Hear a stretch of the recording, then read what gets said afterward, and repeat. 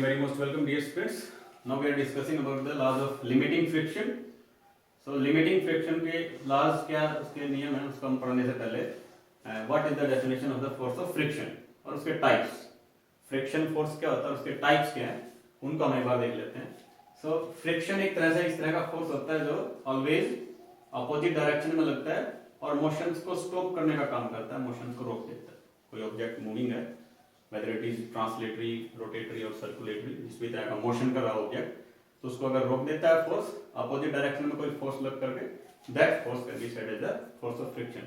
सो बहुत छोटी एज से ही बच्चे देख पाते हैं हम, जैसे सपोज कोई खिलौना है जैसे हम उसको ऑन द फ्लोर उसको धकेल करके हम छोड़ देते हैं तो हम देखते हैं कि थोड़ा सा डिस्टेंस ट्रेवल करेगा और वो रुक जाता है. मतलब ये समझ लें कि हमने तो फोर्स लगाया था उसके ऊपर लेकिन थोड़ा सा डिस्टेंस ट्रेवल किया और ऑब्जेक्ट रुक गया. तो थोड़ा सा डिस्टेंस ट्रेवल करने के बाद ऑब्जेक्ट जो रुक गया वो जो रुक गया था मोशन खत्म हो गया था that is due to the force of friction. मतलब ये समझ लें कि फोर्स ऑफ फ्रिक्शन है that is always act in the opposite direction to that of the direction of motion. Motion के अपोजिट डायरेक्शन में लगता है और ऑब्जेक्ट्स मूविंग ऑब्जेक्ट्स को रोकने का काम करता है that called is the force of friction. So what are the types of the force of friction. अगर मैं कोई सिचुएशन कंसीडर कर लें, सपोज कोई ब्लॉक है और वो टेबल पर मैंने रख रखा है and we are just applying the force small f in the forward direction और उस पर मैं small f force forward direction में जो अप्लाई कर रहा हूं तब उस कंडीशन में the force of friction will act on the block between the two surfaces in contact. वो दो सरफेसेस यहां पर एक तो ब्लॉक का सरफेस हुआ और एक सरफेस ऑफ द टेबल, उन दोनों सरफेसेस के बीच में फोर्स लगेगा. That force in between the two surfaces called as the force of friction. That will be act in the opposite direction to that of the applied force. So object चलेगा, object रुका रहेगा, force apply कर रहे हैं, just moving के point पर है object. Depending on these situations, the force of friction can be divided into these categories. That is static friction, limiting friction, and kinetic friction. And kinetic friction further divided into the sliding friction or rolling friction. So definitions क्या इनकी बन जाती है. What is static friction. Static मतलब stationery, object रुका हुआ है, बहुत बड़ा ब्लॉक है सपोज और मैं उस पर फोर्स लगा रहा हूं. मैं फोर्स लगा रहा हूं लेकिन वो डिस्प्लेसमेंट उसमें नहीं हो रहा, ऑब्जेक्ट मोशन नहीं कर रहा. तो जैसे ही मैंने फोर्स अप्लाई करना शुरू किया तो दोनों ही सरफेसेस के बीच में फोर्स लगने लग गया. That force of friction whenever the object is in rest and I am applying the force in the forward direction and the force in the opposite direction act between the two surfaces called as the static friction. उसको static friction हम कह देंगे. static means एक तरह से object रुका हुआ stationary but we are applying force. The opposing force called as static friction. Second one is limiting friction.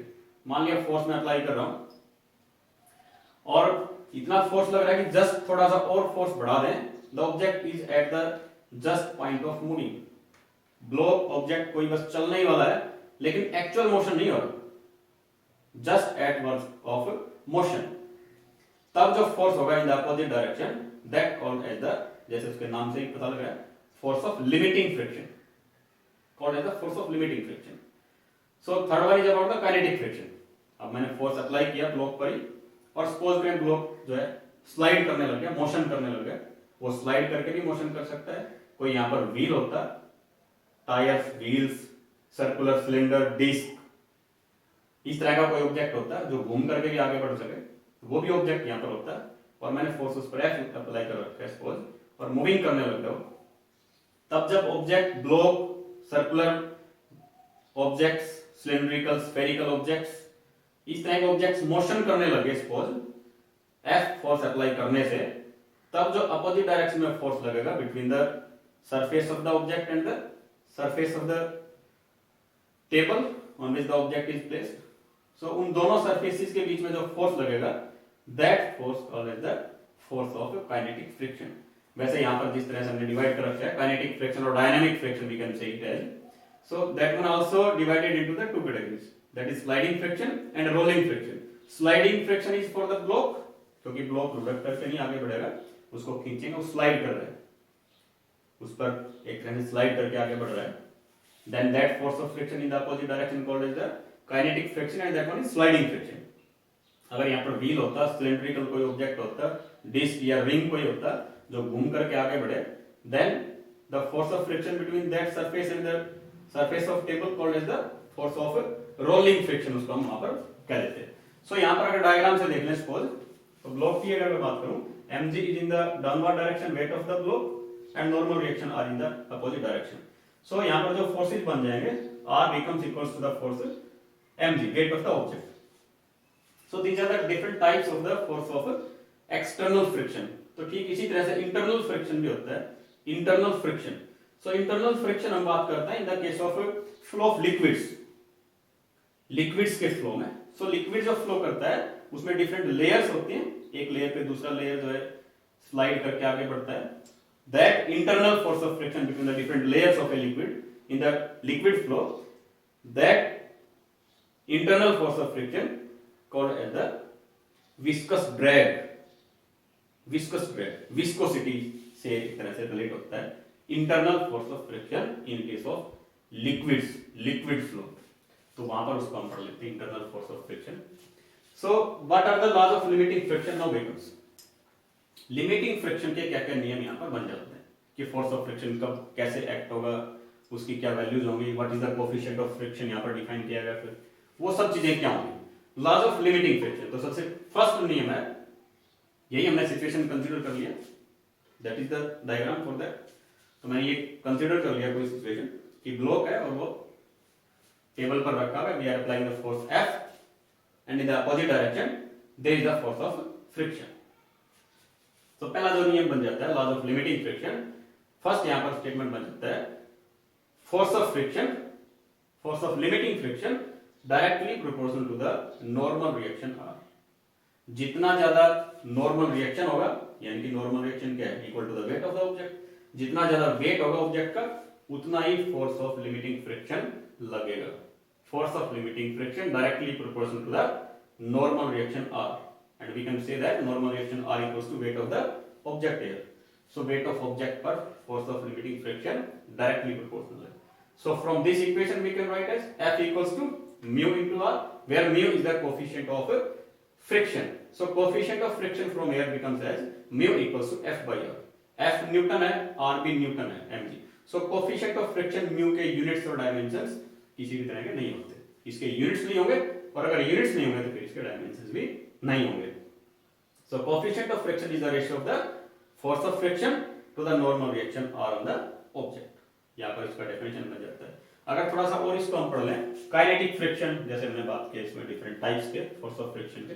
So kinetic force of friction जो लगता है that will always less than that of the force of limiting friction. जब motion करने लग जाता है object तो force of friction कम होगा as compared than that of the limiting friction.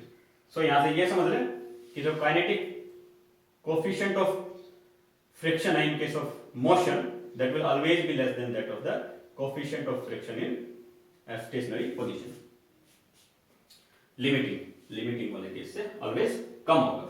So that becomes the first rule. So what is the second about the force of friction?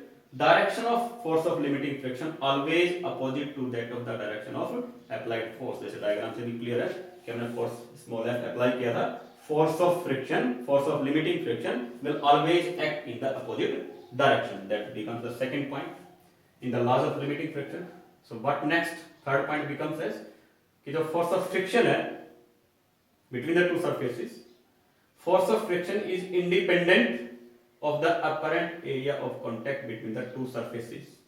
Block का surface और surface of table जो है उन दोनों के बीच में जो फोर्स ऑफ फ्रिक्शन लग रहा है वो डिपेंड नहीं करता कि वो कितना एरिया से एक दूसरे पर जो है कांटेक्ट में है.